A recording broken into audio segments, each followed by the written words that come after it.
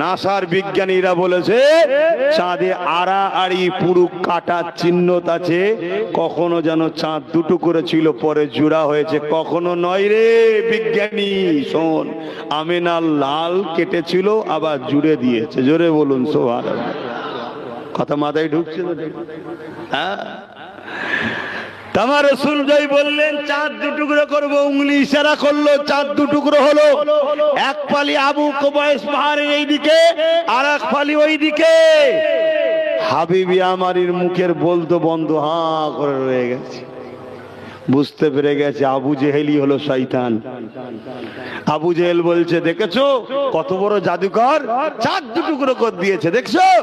হাবিবি আমানি তো জানে আবু জেহেল মূর্খ, চাঁদ ওপরে কখনো জাদু চলে না।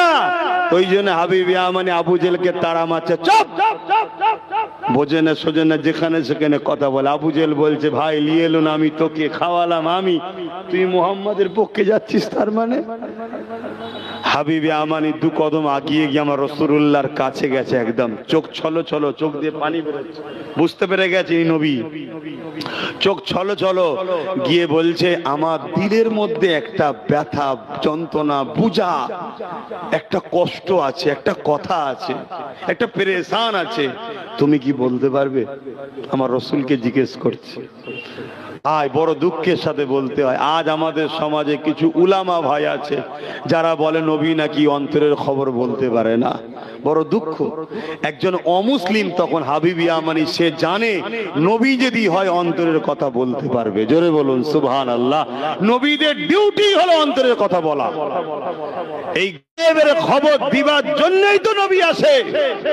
কথা বুঝছেন না বোঝেন? তবে হ্যাঁ একটা কথা মাথায় রাখতে হবে, কি আল্লাহ অন্তরের খবর জানে, নবী জানে, দুটো এক নয়। এক হলে শিরক হয়ে যাবে, এক হলে কি হবে? শিরক হয়ে যাবে। আল্লাহ অন্তরের খবর জানে, আল্লাহকে কেউ জানায় নে, তিনি খোদ মালিক খোদ জানে। আর নবী অন্তরের খবর জানে, নবীকে আল্লাহ জানান। জোরে বলুন সুবহানাল্লাহ। আমাদেরকে কিন্তু আল্লাহ জানায় না। কথা মাথায় ঢুকছে? তা হাবিবি আমানি দু কদম আগিয়েছে বলছে আমার অন্তরে একটা ব্যথা, বড় বুঝা আছে, একটা কথা আছে, কষ্টদায়ক, বলতে পারবে? আল্লাহ নবী মুচকি এসে বলছে হাবিবি আমানি তোমার একটা 8-9 বছরের বাচ্চা কন্যা আছে, জন্মগত প্যারালাইসিস, তোমার দিল তার জন্য বড় কষ্টে আছে, তোমার মন চাই মেয়েটা সুস্থ হোক, এটাই তোমার দিলের মধ্যে ব্যথা। জোরে বলুন সুবহানাল্লাহ। হাবিবি আমানি চোখের পানি আর চোখে নাই, গড়াতে শুরু করেছে। আল্লাহ নবী নূর নবী থেকে মুখ ঘুরিয়ে নিয়ে ইসলাম তখনও কবুল করেন, ইসলাম তখনও কবুল করেন। এত সহজ ইসলাম আসে না রে বাপ। আজকে আমরা সহজে ইসলাম পেয়েছি, তাই ইসলামের গুরুত্ব আমাদের কাছে নাই। ঘোড়ার পিঠে উঠে চলে যাচ্ছে কোথায়? আমিনে। চোখ দিয়ে পানি পড়ছে, আমিনে যাচ্ছে।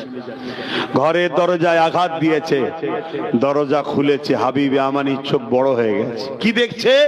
যে মেয়েটার পায়ে প্যারালাইসিস ছিল, জন্মগত দাঁড়াতে পারত না, হাত অসুস্থ, সুস্থ ছিল না, সেই মেয়ে পায়ে দাঁড়িয়ে আছে, সুস্থ, হাতও সুস্থ। জোরে বলুন সুবহানাল্লাহ।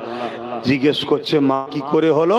বলছে একটা নুরানি ব্যক্তি এসেছিল, এসে আমায় বলল ওঠো, আর বলল পড়ো লা ইলাহা ইল্লাল্লাহু মুহাম্মাদুর রাসূলুল্লাহ।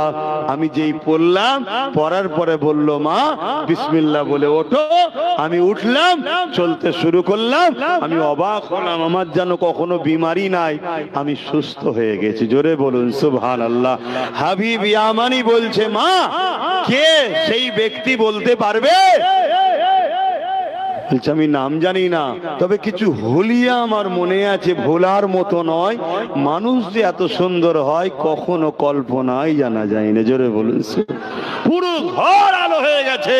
ভুরু দুটো জোড়া যখন ঠোঁট লেড়িয়ে কথা বলে, দুই ঠোঁটের বীজখান থেকে যখন সামান্য দাঁত দেখায়, মতির টুপা যেন ঝরে ঝরে ঝরে ঝরে পড়ছে। জোরে বলুন সুবহানাল্লাহ।